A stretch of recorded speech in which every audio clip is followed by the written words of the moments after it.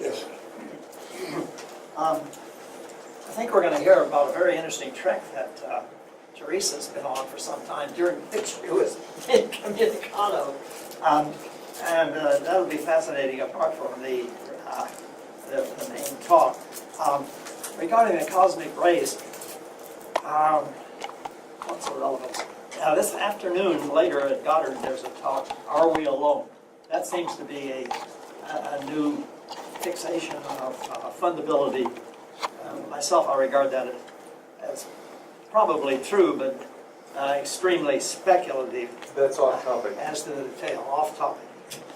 Well, with regard to visitations from elsewhere, that's the main topic today, but particle visitations, it seems. I'd always thought of the universe as so rarefied that nothing ever interacted with anything. But that's wrong, because after all, we know that our galaxy is probably third generation, maybe fourth or something like that. Anyway, I'm going to sit down and let you have the floor. Are you going to tell who's talking? I said Theresa, didn't I? Theresa, No. No, we never introduced her.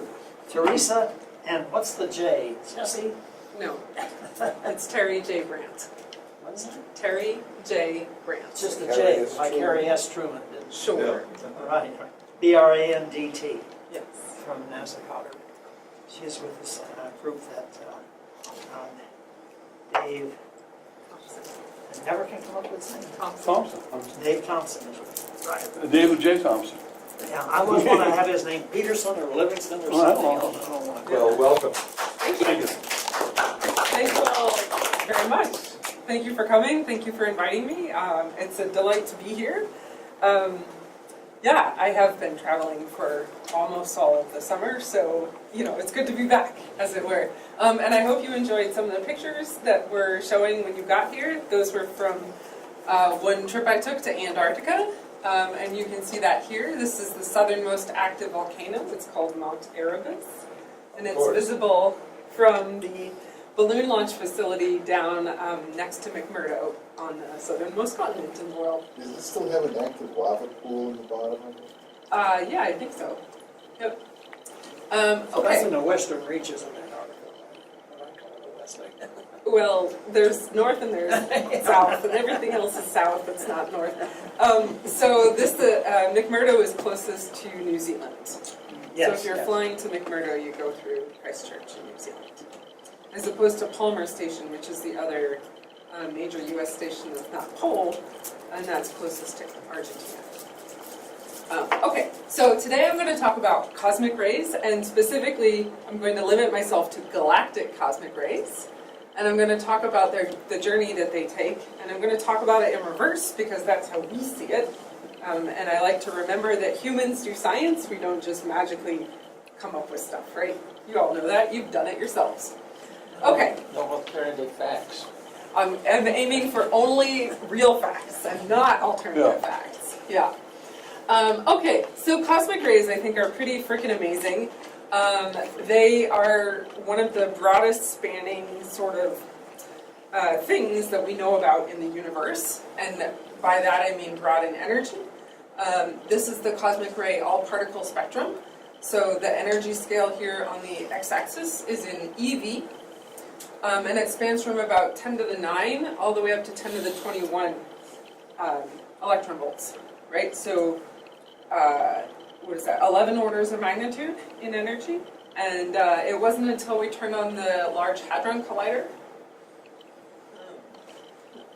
It wasn't until we turned on the Large Hadron Collider that we actually were able to measure in the lab energies up to cosmic ray energies. So cosmic rays are also the frontier of high energy physics up until modern times. So quite exciting, I think. I'm going to focus on the cosmic rays that have energies up to about the knee. So that's this energy here, 10 to the 15 eV. And from about 10 to the 10 to 10 to the 15 eV, these are considered to be coming from the galaxy. Above the 10 to the 15 eV, you can see the flux drops off significantly. Here we go. What do you mean by knee and ankle? Yeah, so this feature here is called the knee, and this feature here is called the ankle. And aside from the knee and the ankle, the spectrum follows a power law in flux. So the y-axis is flux, and you can see that it spans even more orders of magnitude in flux, from 10 to the 4 to 10 to the minus 28. Right, so over 30 magnitudes in flux for these cosmic rays. Okay, so above the knee, above about 10 to the 15 eV, these are considered to be probably coming from outside of our own galaxy. They're probably coming from active galactic nuclei, from black holes, right? Not everything goes into black holes, everything that doesn't go in but comes close gets accelerated really quickly, creates jets. So all of those sorts of objects that are outside of our own galaxy that have high enough energies may be producing these extragalactic cosmic rays. Okay, so that's all I'm going to say about those. The galactic cosmic rays basically follow a power law spectrum, which you see here, with an index of about 2.7. Okay, and so the other thing to know about cosmic rays is what they actually are. We've sort of hinted that they're charged particles. They're charged particles that Victor Hess discovered to be coming from outer space in 1912. And they are 90% helium, 90% protons or hydrogen. I'll use those two words interchangeably in my talk. 9% helium and 1% everything else. So the tyranny of the 1%, maybe. Did we celebrate Victor Hess's centennial and observation? Yeah, we definitely did celebrate Victor Hess's centennial in 2012. It was a year of many things. One of them was cosmic rays. Okay, so in 1912, Victor Hess went up in a balloon that you can see in the top, your left, and that's Victor Hess there. And because at the time, of course, people were inventing ways of measuring charge, like gyrometers. Yes, thank you. And they were getting all this background noise, right? And they knew about, they had just learned about radioactive elements in the Earth, mercury and so on. And so the hypothesis at the time was that all this background radiation in their counters was from the elements in the Earth. So Victor Hess said, well, if I go up in a balloon, then the flux should go down, right? So he went up in his balloon, and the flux went up. At least for the times that he wasn't passed out from the altitude. Okay, Like so... no oxygen. Yeah, he actually went high enough in several of his flights that he had trouble with altitude sickness and so on. So he was actually getting pretty high. Go science. We still do science from balloons, we still do cosmic ray science from balloons, and that's what you can see in the picture there. Again, you have Mount Erebus, and the white sort of fluffy thing that disappears against the background is the balloon being inflated. So I'll talk about that a little bit more. But of course then, what are the main questions in the field? And the first question is, where the heck are these things coming from? Right, I've told you that they're probably from the galaxy. That's because of arguments about energy. If they had higher energy, they would basically escape the galactic magnetic field, which is why the extragalactic ones have to have high enough energies to escape their own galaxies and then propagate here to us. And then the question is, how do they get to those really high energies? And then the last question is, how do they get from there to here? Make sense? So propagation. Okay. And so to investigate these a little bit more, not only can we look at the energy, but we can also look at the charge. And so that's what you see here on the x-axis is the nuclear charge, going from protons at Z of 1 all the way up to iron. Wow, you cannot see. Okay, so the dark spots that you can see are cosmic rays. And this is where I normally say, what's the difference between the solar system values that you cannot see on the plot? I'm really sorry about that. And the cosmic ray values, so maybe I can use this pointer. Okay, so there's protons in cosmic rays and protons in the solar system. Helium is not so different from the protons, so that's protons and helium in the solar system. Lithium, boron, and beryllium are down here in the solar system. And, well, okay. So here's the punchline. Carbon and oxygen are more abundant. Right. Carbon and oxygen are more abundant, so is neon, magnesium, silicon, and iron in cosmic rays than in the solar system. The evenly charged elements are more abundant than the oddly charged elements yeah, which you see there. That's because of the end products of stellar nucleosynthesis are more stable if they're even than if they're odd, right? And then relative to the solar system values, the cosmic ray even charged are underabundant, and the cosmic ray odd charged are overabundant. Now, even you mean the total mass of it, speaking of The charge, the the nuclear charge, charge. Z. Yeah. Z. Yep, the nuclear charge. So by, yes, thank you. So by even, I mean nuclear charge is an even number. Carbon is 6, oxygen is 8. Are they all fully ionized, or do you see some interleuctin, big heavy ones? Yeah, so that's a great question. Are they all fully ionized or not? And the answer is pretty much yes, and we take them to be fully ionized. Our measurements tend to be of materials that respond directly to nuclear charge, and so the actual charge doesn't make a huge difference, but in general, yeah.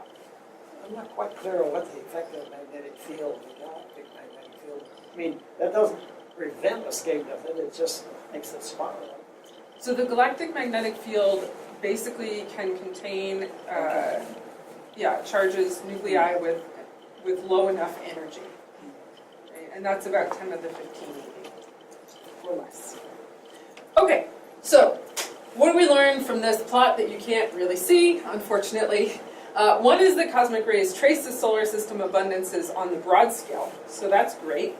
And that means that there's some sort of stellar-ish origin, right? And then on the small scale, we have this even-odd effect, where the evenly charged particles are from stellar nucleosynthesis end products, and the overabundance of the odd charges relative to the solar system implies something that happens during propagation. So it gets made in your stellar-like object, it gets accelerated by some sort of magic I haven't talked about yet, and then it propagates from there to here, and say a carbon nucleus propagating from there will go around the galaxy, wander around, contained by the magnetic fields, it's changing its path, changing its direction, interacting with some of the gas, once probably, which can knock off one of its protons, and thus a carbon becomes a boron. Okay, so that's known as spallation. Okay, so if we want to learn a little bit more than this, we could say go out to higher charges. So you can see iron there, and you see that the overall trend is to drop in flux, right? And this is by orders of magnitude again, right? So the protons and the helium are up at like 10 to the 1 or so, and then iron is still pretty high, but above that we're starting to get down to like 10 to the minus 6. So as we go out in flux, we go even lower. These are actual data here from the Tiger flight. This is from 50 days of flight in Antarctica. And you see we got about 10 to the 5 iron charges, irons measured, and a few, and these were the first measurements really of like gallium and germanium and selenium and strontium.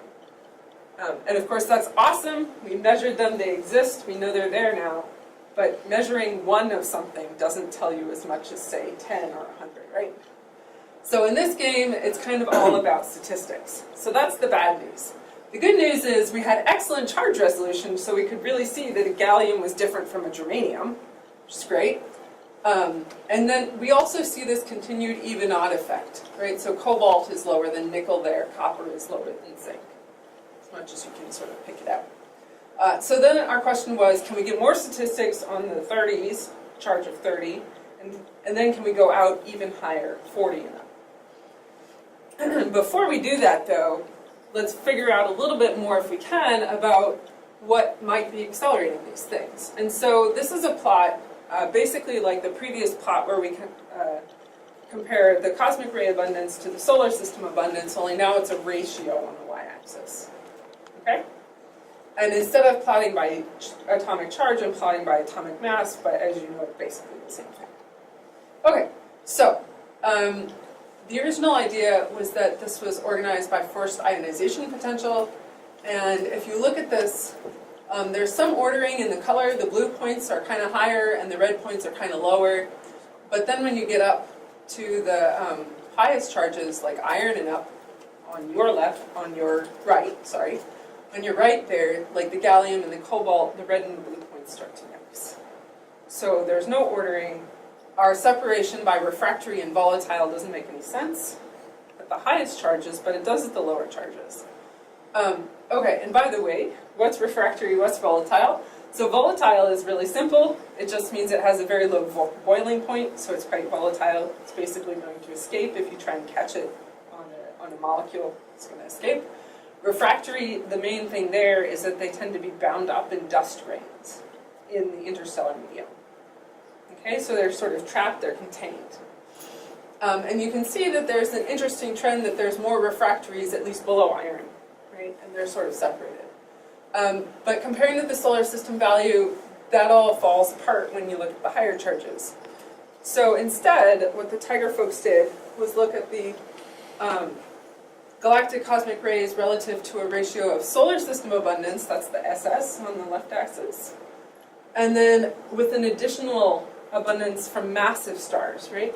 Because the most massive stars make the heaviest elements, and they explode.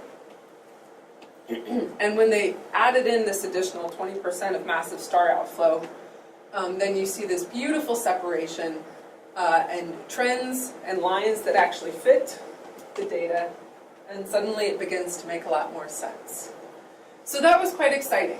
And of course, we still have pretty big error bars here, so that motivated our next flight. But in the meantime, we've learned that cosmic rays, especially at the highest charges, are not only solar system abundances, but they also contain this extra contribution from massive stars. And that acceleration is actually more efficient, that's why there are more of them, for the refractories than for the volatiles. And that there's some sort of mass dependence, and that was totally unexpected. This is basically 8 to the 2/3, and the volatiles goes 8 to the 1. Mass to the 1. Okay.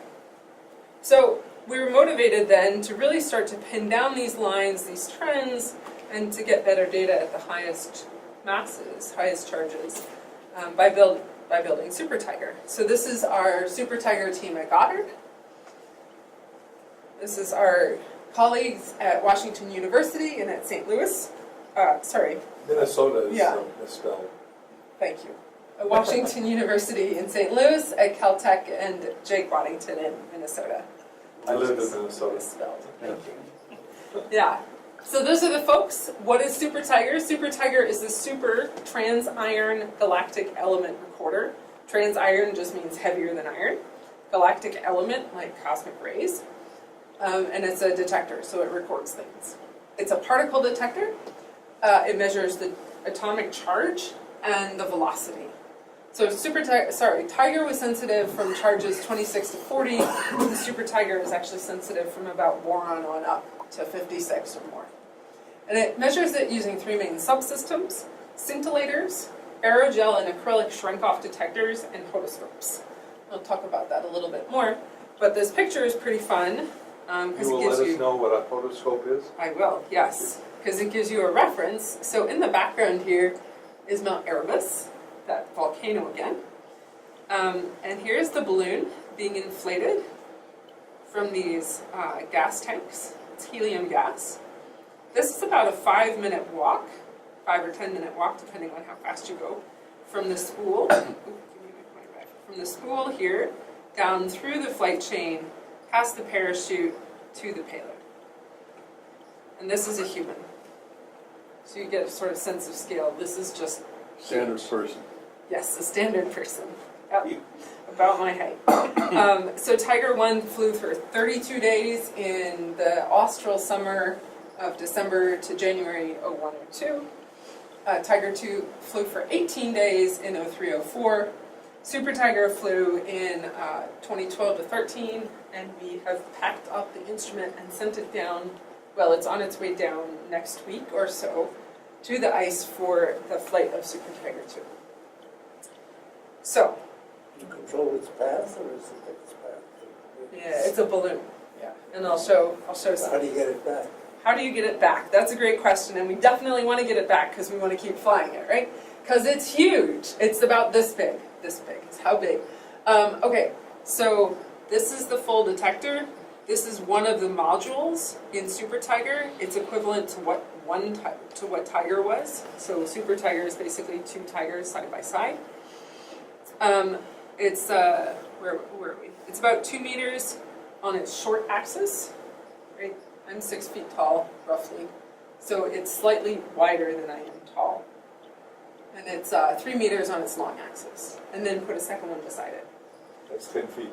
Yeah. What's all that framework beneath it? Yeah, so that is basically the load-carrying framework here. So that's the support structure. And then solar array down here. Okay, so if we want to talk about the detector a little bit more, what is a hodoscope? So the detector is layers of scintillator at the top, followed by a hodoscope, followed by the aerogel shrink-off counter, acrylic shrink-off counter, another scintillator, another hodoscope, and another scintillator. So a hodoscope, it's a scintillating fiber hodoscope. That means that there are thousands of fibers laid out, one in the X direction, and then on top of that in the Y direction. Fermi is a hodoscope, correct? Sorry? Would you say Fermi is a hodoscope? You mean the Fermi Gamma Ray Space Telescope? Yeah, it's... Yeah, Fermi is also laid out like a hodoscope. Yeah. But it's not thick, the way this is. So these hodoscopes are about this thick. Yeah, about an inch. And that's mostly packing material and light hiding and this sort of thing. So most of the detector is about less than a centimeter, half a centimeter, for a single hodoscope. Okay, so that those scintillating fibers laid out in the XY pattern mean that when a particle goes through and you read out all the fibers, you can figure out where exactly it hit your detector. So the hodoscopes at the top and the bottom give us tracking. They give us pretty fine tracking, actually, because the fibers are so narrow. And then the scintillator and the shrink-off are proportional to Z is the charge and beta is the velocity. It's a fraction of the speed of light, of course. And so, of course, you know that if you have 2 measurements and 2 unknowns, the velocity and the charge, you can solve for the velocity and the charge, right? So that's, in a nutshell, that's what we actually do, is we just plot combinations of our scintillator and our shrink-off signals, and that tells us what the charge was. Okay. What is the separation between the 2 hodoscopes? Yes. Oh, I didn't. It's a shame. It's a little less than a meter. Yeah. So the total length, you can see That's here. how you get the resolution. Yeah. Well, yeah. So both from the fineness of the fibers, which is less than Now, a do you meter. cross-lay the X with the Y? Yes. So there's an X and a Y on the top, and there's an X and a Y on the bottom. Computation done on board, or? Some of the computation is done on board, but the vast majority of the data is telemetered down. We basically trigger on events and try not to trigger on noise, yeah? And then send down all the events. Well, send down the most significant events and then record everything to disk. Okay, any other questions? No? Then we'll pack it all up, we'll put it in a box, we'll ship it to Antarctica. These letters were hand cut from the ice. They're about 3 feet tall. That was a friend of mine did that. And this is Mount Erebus again. You know, McMurdo, they like to welcome you to McMurdo. Can everybody see the picture? And then we... With McDonald's? Yeah, there's no actual McDonald's down there, but you know, there is a cafeteria. Yeah. That's probably a copyright infringement. You know, They aren't there. as a joke down there. I'm sure McDonald's would like to be down Not there. except the free ad. Yeah. Okay, so then we fly it.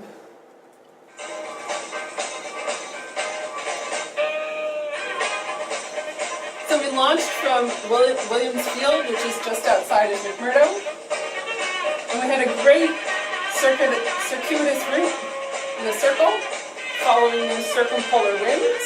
Right, bottom of the Earth spins under the atmosphere, so the winds go around. The balloon goes around with the winds. And they said, do you want to go around a second time? And we said, heck yeah! We want more data. And the longer you're up, the more data you have. And they said, you're probably not going to get your payload back this year. We said, well, that's okay. We'll get it back next year, right? And, they said, of course, we'll go on recovery next year. Maybe even this year if you end up hanging around close enough to McMurdo. It seems to be sort of a diurnal, a daily picture of that. Yeah, so the sun doesn't set in Antarctica during the summer, but it definitely goes up and down on the horizon. The elevation changes. And so it gets cooler at night at lower elevation. So you And get 3 passes? your balloon goes up and down in the atmosphere. Yeah, so we actually got 3 passes. We hung out over the water. That was scary because if it goes down over the water, you're done. No getting it back. That's it. And then it was at 55 days, which was actually a record.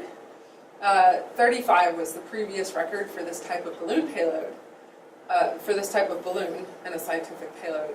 And they basically run out of resources. At the end of the season, they have to pull everything in for all of the science going on all across Antarctica. And it really does go on across the whole continent. There are a lot of small field stations. All the small planes then get sent out, have to pick them all up, come back, add in the weather, and essentially you get this logistical nightmare. Or fun times, depending on your point of view. So that's where we landed. They cut us down at 55 days. It looked like we were going to go further towards the pole and even more into this mountain range that it's already over. So that's an image. That's the path again on the satellite image. But we were pretty excited because we had now 55 days worth of flight data. And we telemetered down all of our high impact, high importance iron and up data. So that was exciting. So how far did they have to go to pick it up? That's a great question. This is what it looked like. Oh, well, okay, so I can sort of answer that here. Okay, this is where Willie Field is. It's essentially where McMurdo is on this scale. And that's where it landed. Right? And Antarctica is a big continent. Okay, so this was the image that we had pre-landing. The scale there is 0 to 250 feet. And the striations that you see, this is a satellite photo, obviously. The striations that you see are ripples in the ice. Basically, they're called systrugi, and it's when the wind blows across the ice and snow, and it picks up particles and it builds them into bigger and bigger objects, bigger and bigger fingers, and waves, essentially. Like sand dunes. Like sand dunes, exactly like sand dunes, yes. And it is dry. It is a desert. Dry. Antarctica is a Yeah. desert, Yeah. even though it's covered in snow. And so it's a lot of the dynamics are quite similar to sand. So with a 350 foot scale there, you can see that a number of these features are quite big. And the idea is that we're going to land a twin otter there, and then be able to take off again with the detector in it, and it'll all work out. It's a VTOL. No, it's not. No, It's not it's an not. assisted lift aircraft. Yeah, that's a bigger plane. Yeah, and they typically don't do this type of operation. You're lucky if you can get it. Okay, so that was the end of our flight in January 2013, and then in 2013-14, when we were supposed to go back and actually get it back, that was the year the government shut down, and it shut down. It stayed shut down one day too long for the Antarctic season to actually happen that year. So almost every science thing in Antarctica got cut that year. So don't shut down the government. But we did manage to get a flight and an actual picture of the payload on the ice. So that's what you see here. That was from a twin otter, and they found it via the GPS signal and a glint in the snow. And it turns out that it's upside down, right? Because remember, all that support structure is on the bottom. And nobody's really sure how something that's like 10 foot wide by like 6, 7, 8 foot wide managed, and almost a ton, managed to get flipped over. But it did. Okay, so that was exciting news. And then in 2014-15, we managed to actually get there, get some shovels in the ground, that's a shovel, and start digging it out. And because of Oh, it was buried. yeah, A lot of snow on Right? top. so the payload is down there. Oh, It's Yeah. upside down. And it's upside down. Yeah. Yeah. Yeah, exactly. Okay. So we got there, we started digging. Actually, Thomas started digging. The weather was so bad that the other science team members couldn't get to the site until the day that it was all getting shipped out. But so the first people to go in are actually the people who prepared the runway. Those are important folks. That's how you get back. And one science person with a bag of hand tools. I think you can see his bag in the previous picture. Well, that's some of his tools. No, there it is. So you didn't have a front end loader or anything to dig it out? Not at all. He literally dug this out by hand. Yeah, over the course of about a month.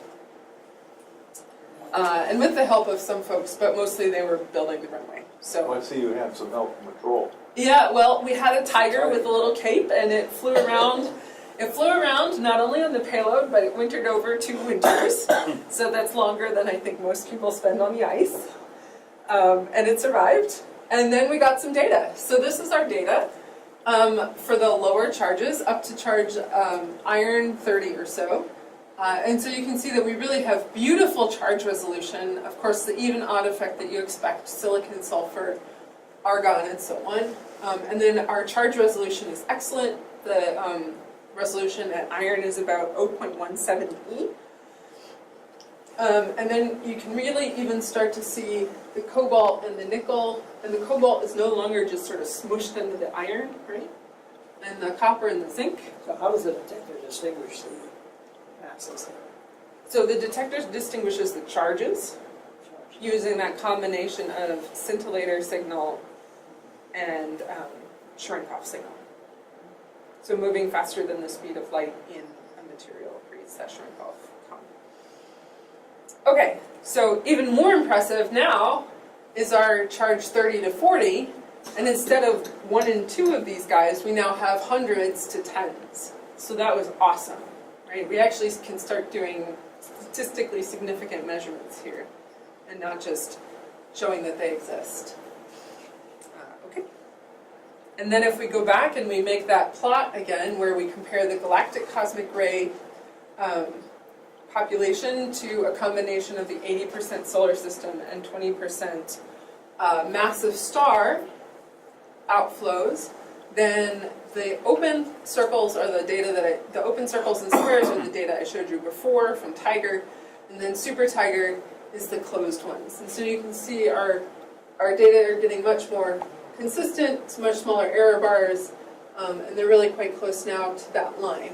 Like the strontium is a really great example there. So we think that with our next flight, with about 100 days worth of data, not only will we have strontium, but we'll get the tin group as well as barium. And that'll really help us pin down those fits to the data as to the acceleration. Was the 80-20 ratio a tunable parameter that you chose to make them nice fits? Yeah, so the 80-20 ratio is a tunable parameter. With our latest data alone, it looks like it's about 19%. Yeah. So it's about the same. And it's really like 19% plus or minus 5% when we do the fit. That plus or minus 5% is not just the statistical and systematic errors in our data, but it actually turns out that we have pretty good, sometimes great, but not perfect models of what massive stars actually produce. And so some of the individual elements may differ, and that can sort of change the actual specific Why value. is germanium so much of an outlier? That's a great question, yeah. So why is germanium so much of an outlier? It may actually be that that's one of the things the models are not getting quite right. Yeah, and it's a hard thing to test an individual element unless it happens to be one of those beautiful lines that you can see like in infrared, sometimes in the X-ray, that sort of thing. So that's one option. Another option is that it's anomalously low due to some sort of selection bias in the acceleration process. Okay, so we've crawled through the ice fields of Antarctica, and now we're looking at Observation Hill there, and what else can we learn about cosmic rays? We've gone out in charge. Other folks actually are going out in energy. Of course, you can't go out too high, but you can increase your energy resolution. But we could also look at another messenger, not just the cosmic rays themselves, but maybe we could go look at sources of cosmic rays, or even look at where the cosmic rays are coming from. Do So isotopes tell you anything? the isotopes do tell you some stuff, yeah. And it was actually the isotopic measurements that suggested that it might be this massive star outflow before we had the massive, the iron and out measurements. Yeah. Okay, so cosmic rays, of course, you know, are coming from everywhere all the time with about the same uniformity. That's not very interesting. But light is not, right? So gamma rays are not, in particular. Gamma rays, highest energy particles, highest energy light, all goes together pretty well. So that's one of the reasons that we have the Fermi Gamma Ray Space Detector telescope. It's a photon detector. It was launched in June 2008 on a Delta II rocket. It has two main subsystems, the Gamma Ray Burst Monitor, I'm not going to talk about that, and the Large Area Telescope. And this is a schematic. Oh, unfortunately it didn't flip. Well, underneath this you can see the fairing.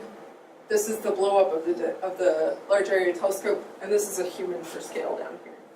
So you can see how big it is. Okay, the Large Area Telescope has a tracker. That's this horoscopic array of silicon strips. So silicon strips light in an X and a Y. They're interleaved with tungsten converting foils so that the gamma ray comes in, it interacts in the tungsten converting foil, it creates an electron-positron pair that's recorded by the silicon, and it propagates into a big shower of gamma rays, E plus, E minus, gamma ray, E plus, E minus. And then the main bulk of the shower is contained by the calorimeter. That's what you see down here, which is again orthogonal layers of cesium iodide that are doped with thallium. And surrounding it all is an anti-coincidence detector, which is basically a plastic scintillator again, and that allows us to veto the cosmic rays. So now we're calling cosmic rays noise, sort of, and just looking at the photons. So this is the 4-year all-sky exposure for Fermi.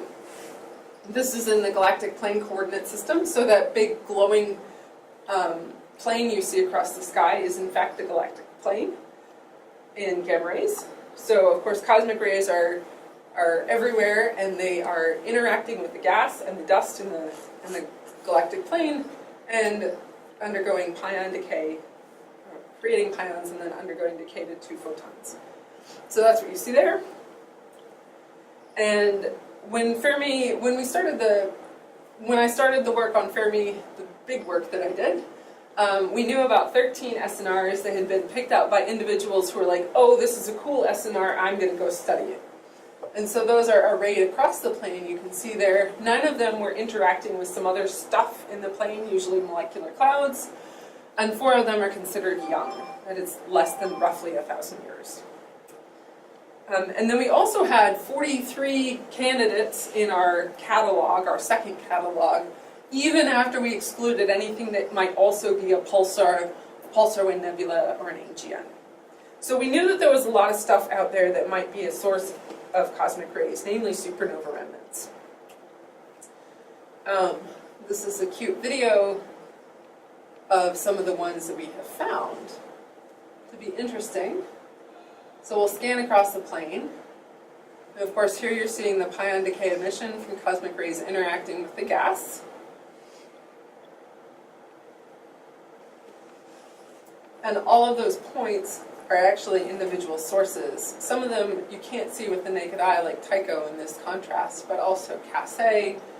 Cygnus loop is a big one. W51c is interacting. W44 is also interacting. CTP37A is sort of a middle-aged one that shows mixed morphology and mixed characteristics in its emission. Vela Jr. is another young one, and so on. Okay, and IC443 is another famous one. So here's images, sort of thumbnail images of a number of them. Cygnus loop is big enough that Fermi can actually detect its extension. Tycho is a small point source in the Fermi PSF. Excuse me.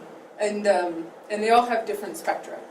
So our thought was, well, okay, and some of them we actually can see at low enough energies to see that they seem to be accelerating protons for sure. More specifically, IC443 and W44, which you see at the top, have these spectra. So on the y-axis is the energy, on the x-axis is the energy in EV, and on the y-axis is the flux. And this is a combination of, let's see, Fermi data with some Agile data. And then for IC443, we have Fermi data with some Agile data, and then the higher energy Shrink-off telescopes at the TeV. And then the question is, where is this emission coming from? The answer is, it's coming from a mix of pion decay and bremsstrahlung. So pion decay, just like we saw in the galactic plane, is protons interacting with another proton, creating a pion that decays to 2 gamma rays. The bremsstrahlung is from electrons in a magnetic field, in a local strong magnetic field. And basically, what you can see is that at the lowest energies here, and at the lowest energies here, the gamma ray data from Fermi can only be fit by having this pion bump. And of course, to make a pion, you have to have 70 MeV of energy at least coming in from those 2 cosmic rays. And so that's where the threshold energy is. Okay, we see this in one more. And so we know that some supernova remnants are accelerating some protons. And then the question is, are all the supernova remnants accelerating enough protons and enough of the other nuclei that they could actually be the cosmic rays that we see on Earth? Okay? So to understand that, we did a catalog of supernova remnants. So we systematically characterized the GeV emission in regions that we knew contained supernova remnants. This was 279 regions. We determined the characteristics of the population of GeV supernova remnants. We examined their multi-wavelength correlations, so we compared them to radio, to the higher energy gamma rays, and so on. And then we estimated how much could those supernova remnants, given these measurements, be contributing to the cosmic rays that we see here on Earth. And when we do all that work, we found 102 candidates have significant GeV emission. 30 of those candidates passed our very stringent classification threshold. 17 were extended in the Fermi point spread function. 4 of those 17 were brand new. 13 were more like a point source in the Fermi point spread function. 10 of those were new, so we found 14 new sources that are extremely likely to be cosmic rays. 14 more were possibly, that were extremely likely to be supernova remnants. 14 more of those were probably supernova remnants, but not conclusively supernova remnants. We also found 54 other GeV sources that were within 3 degrees of a supernova remnant, so sometimes that doesn't mean anything because they just happen to be along the line of sight. But in a number of those cases, that's going to mean something because they're not only nearby spatially, but also in the z direction, in the distance direction. And then we also calculated upper limits in the case where we didn't measure a source. Okay, so in the GeV, we basically care about the flux and the index. We almost everything fits well with power law, so that's the index that you see down here. And then we color-coded everything by whether it was young, that's the blue, or interacting, that's the red. And then the black points are the data where we're sure that it's a supernova remnant, and the gray are the data where we think that it's probably, but could also be something other than a supernova remnant. Okay, and then you see the error bars. The capped error bars are statistical, and the uncapped are systematic. So it was interesting, we noticed that we weren't getting huge selection effects because our photon indices span pretty much the whole range of what Fermi can measure. And our fluxes span 2 orders of magnitude. So we're pretty good on the flux as well. Okay, so then we compared it to the radio. And the radio is interesting because, well, we started from a radio catalog of supernova remnants. So the flux in the radio is what you see on the x-axis, and the GeV flux, the gamma ray flux on the y-axis. And if the radio emission in these supernova remnants from electrons wandering around, actually synchrotron emission from electrons in the supernova remnants magnetic field, is coming from something similar for the protons. Namely, the protons are the same as the electrons, and in the same magnetic field, then we would expect the flux to be correlated. And if you squint, or sometimes some astronomers like to squint more than some physicists, you might say that there's some correlation here. We actually hoped for that, looked for it with the Kendall-Tau test, and didn't find anything in whether or not we included the upper limits or just the data. Any way you cut it, there's no real correlation. Okay, but maybe there's a correlation if we look at the index.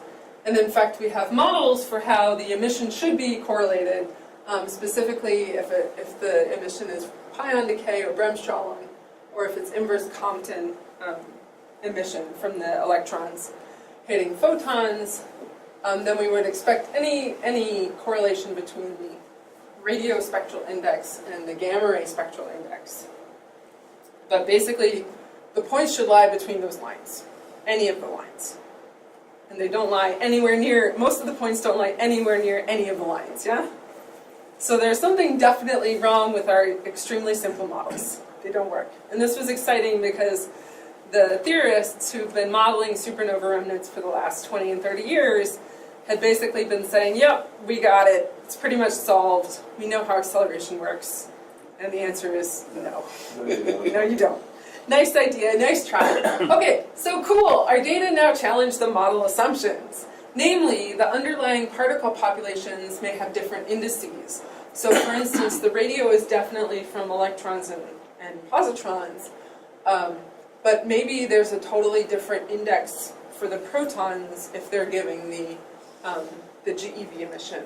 Or maybe it's a different lepton population that's giving the GeV emission, and thus has a different index. The particle populations that are creating the emission may not even follow power laws. There may be breaks in their spectra. Or there might even be multiple emission zones. So all of these things can get tested. The one that I'll show you is whether or not there are breaks. And the answer is we actually have data at higher than GeV energies. We have data at TeV energies from ground-based instruments that I would take another talk to tell you about. They're really cool. And so we plot on the y-axis, on the x-axis there, the TeV photon index, so the higher energy gamma ray index, and compare that to the GeV index. And the line that you see there is 1 to 1. Right? So most of the data is lying below the line, suggesting that these guys are breaking. And for an individual supernova remnant, that's what it would look like here. So here's the energy, GeV, TeV, and the flux there. So there's the Fermi measurement and the higher energy measurement.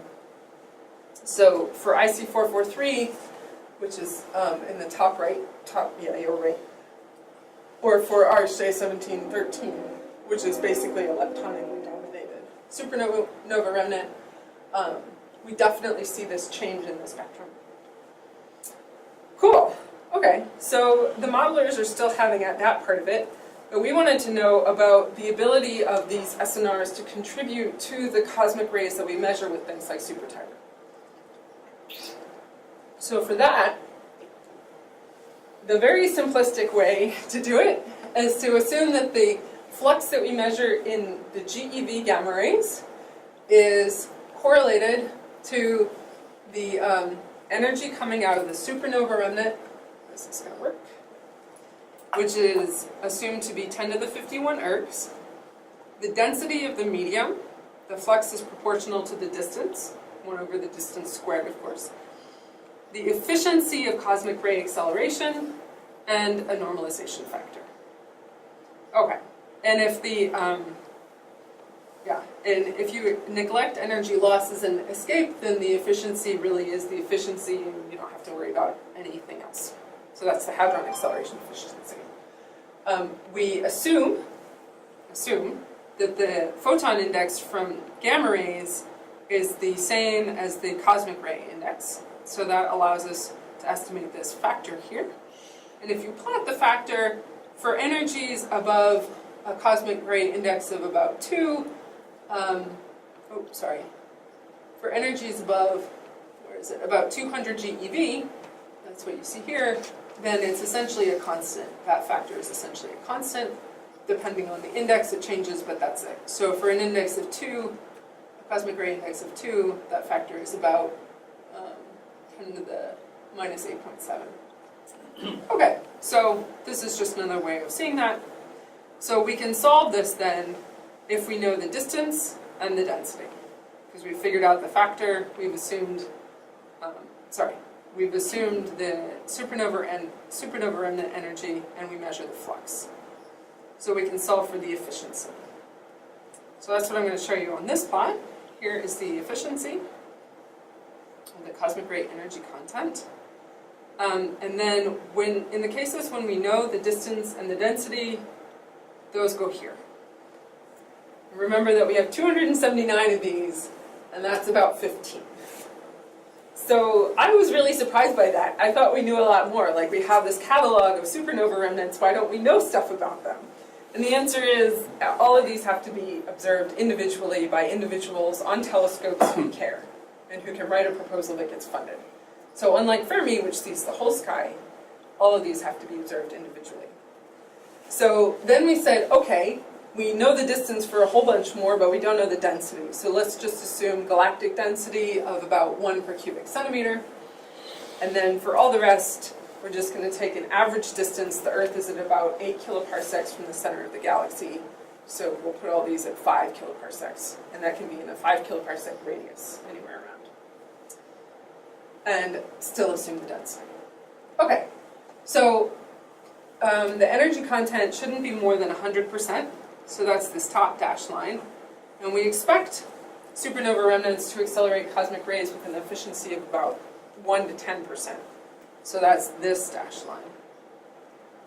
So in the cases where we're above 100%, and then downward pointing triangles are upper limits, and all of the circles and squares are actual data points. So in the cases where our data points are above the line, like here for MSH 1739, then that's basically us saying our simplistic fit didn't work. But in many cases, we're actually below, and in some cases, we're actually starting to get well below, suggesting that, for instance, Cas A is just not accelerating protons. It can't accelerate any to be significant. That's not unexpected because it's young, and the young seem to be mostly accelerating electrons and positrons. So, long story short, we are basically getting to the point where the next generation of data will really allow us to start to constrain for the whole population. So far, supernova remnants, as we measure them here, could be contributing the entire cosmic ray population. But with our next data, we'll get a little bit better constraints. I think, especially as we get out, so this is ordered by galactic longitude. So that's the galactic center, and the galactic center. This is the galactic anticenter, so that's where you're looking away from that great big plane of diffuse emission. And so without that background, or in fact with better background reduction, then we'll have a lot more data. And a lot better constraints. Okay, so we've done a lot of work to get here. What have we learned? Off into the sunset. Yeah, so we have Mount Discovery there, and Castle Rock. And our conclusions are that we can measure cosmic rays directly using things like Supertiger, and indirectly using things like the Fermi Gamma Ray Space Telescope. Cosmic rays likely come from supernova remnants with an enhancement from massive stars. That's consistent because most supernova remnants are from the more massive stars.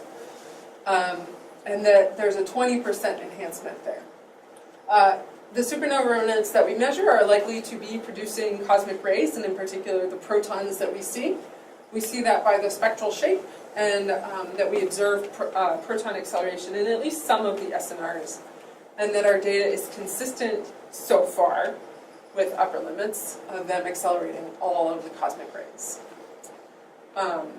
By systematically measuring our statistically significant population of GeV SNRs within this multi-wavelength context, the radio and the TeV, we actually set those limits on the total amount of cosmic rays that supernova remnants can produce.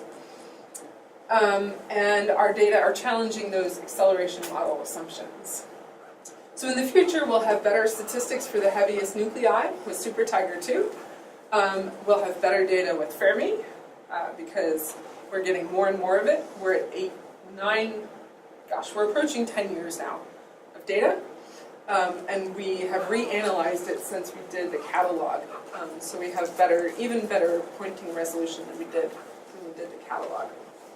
And I guess the last thought I'd like to leave you with is that cosmic rays really tie everything together. They are that extragalactic messenger, if you will. We have extragalactic cosmic rays coming in. We have galactic cosmic rays that wander around the whole galaxy. They really do touch everything. And then they come here to, some of them come here to us here on Earth.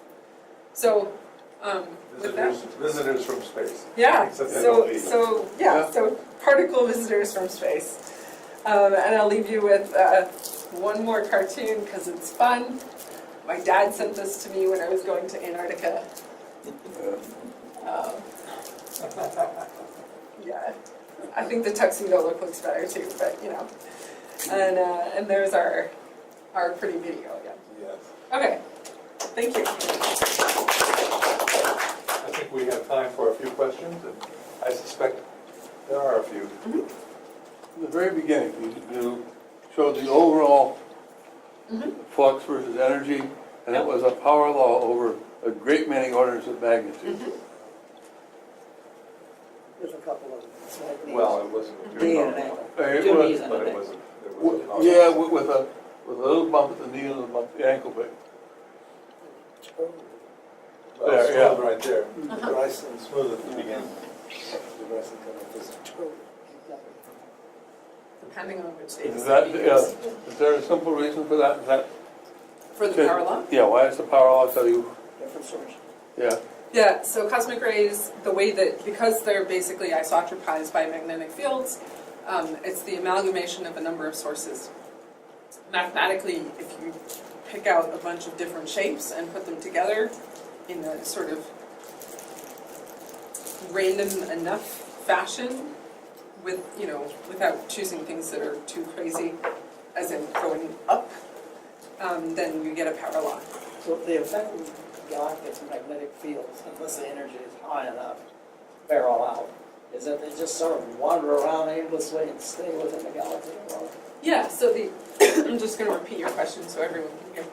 Yeah, so the effect of the galactic field is essentially that cosmic rays wander around, and of course they don't go quite aimlessly because they spiral around the magnetic field lines. But to the extent that the magnetic fields have a turbulent component, right, sorry. it is pretty aimless. And they do hit grains of dust, and they Certainly. lose charge. Yep, and that's how we see some of that gamma ray emission from the galaxy. It's heavy and they hit moving, photons and other things too. Yes. Yeah. it's heavy moving equipment down there, diesel. You have trouble with batteries starting diesel. Yeah, so there's a joke, or a not entirely sarcastic joke, amongst the bulldozer drivers, the dozers, which is, please give us a 1950s dozer to drive, not a 2010 dozer, because bulldozer, Build-up. because the 1950s one is all mechanical parts, and those behave pretty well at cold temperatures, pretty reliably. We know how to make them reliable at this point. Have to use oils of low Yeah, viscosity. right. So if you put the right oil in, is essentially how it goes, then it works. Oval one. or something.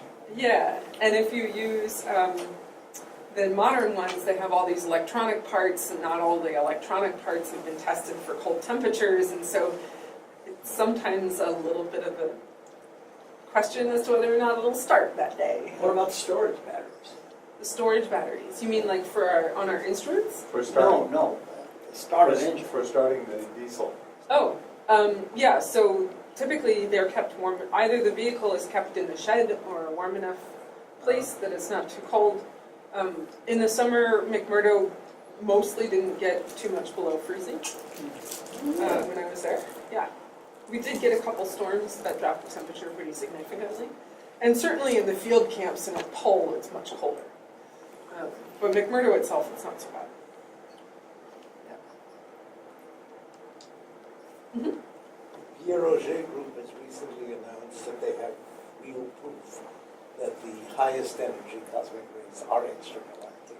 But you assumed is this sort of boring news or is it exciting? No, there was a really exciting announcement at the International Cosmic Ray Conference in Korea, which was one of the places that I was this summer. The Pierre Observatory is a set of water shrunk-off tanks systematically scattered about the Argentina plateau. And it measures cosmic rays that interact at the highest energies here, that interact with the upper atmosphere and create a shower, and then it measures that shower on the surface of the Earth. And they have found an anisotropy in the arrival direction of cosmic rays at about 8 EeV. And that is really interesting, and it's a 5 or 6 sigma detection now instead of a 3 sigma detection, which went away, which was a bit of the... But you had been assuming it all along that those highest energy things were extragalactic. Yeah, so we assume that from energetic arguments, basically the containment in our own galaxy's magnetic field. But it's good to have it. Certainly, yeah. And now there's more reason to go and look at that hotspot. Of course, Auger is in the southern hemisphere, so it sees the southern hemisphere, the sky in the southern hemisphere, and all the sources in the southern hemisphere. Now it's really important to get the northern hemisphere and to actually do a full sky anisotropy measurement, because if you're only looking at half the sky, then you're not sensitive to all the anisotropy modes, basically in all the directions. We have heard a talk about the measurement of the extragalactic by collecting the shower, the shower information. Great, yeah, exactly.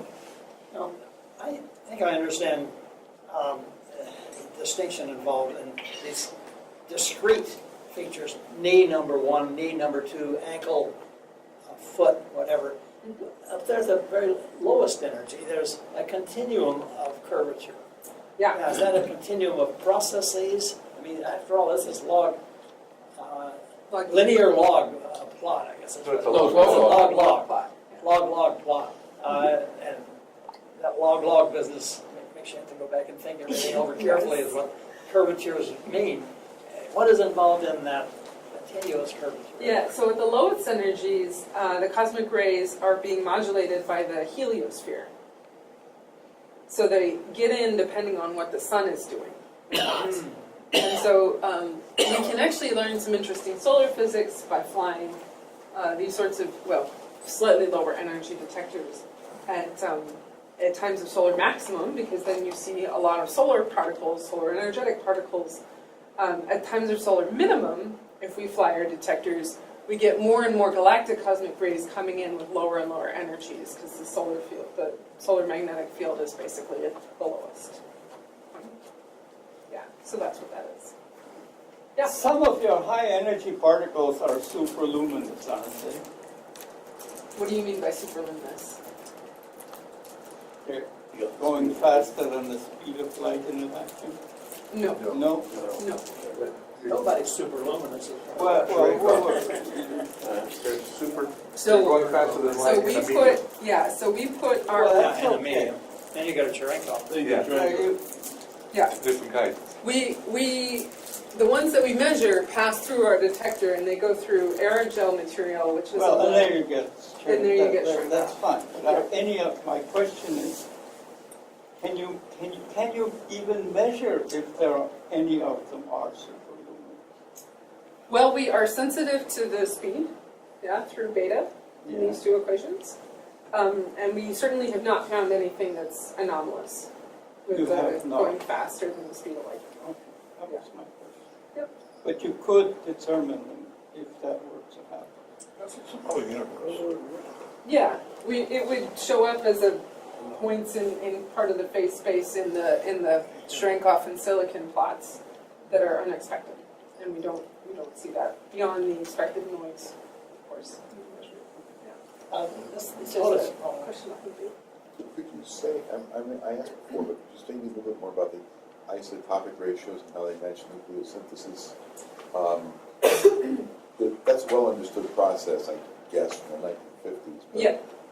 But I would think that's an additional dimension of information that would either confirm more about the SNR sources or not, Hypothesis, yeah. correct? Yeah, so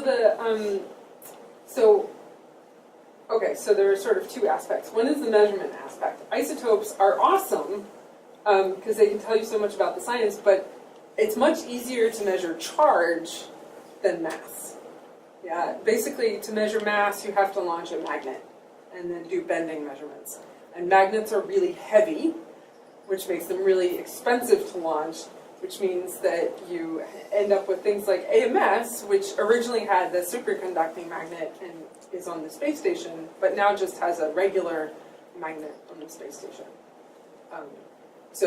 And it's relatively small and compact because you have to fit it in the fairing and all that sort of thing. So isotopic measurements are really hard to make. That's the first part.